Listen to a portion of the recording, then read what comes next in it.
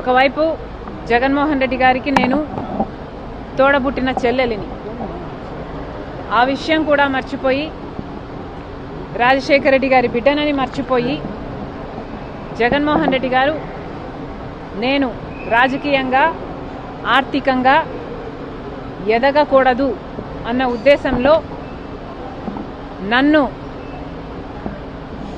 ఎలాగైనా సరే నా భవిష్యత్తును పాతిపెట్టాలి అన్న ఉద్దేశంతో ఎన్నో చేశారు. అందులో భాగం ఫోన్ ట్యాపింగ్లు అయితేనేమి, నా మీద నిఘా పెట్టడం అయితేనేమి, నేను మాట్లాడుతున్న వాళ్ళని ట్రాక్ చేయడం అయితేనేమి, నాకు రాజకీయంగా బలమయ్యే వాళ్ళని లేక నాకు సపోర్ట్ చేసే వాళ్ళని బెదిరించడం అయితేనేమి, ఇలాంటివి ఎన్నో చేశారు. అందులో భాగంగానే ఈ ఫోన్ ట్యాపింగ్ కూడా చేశారు.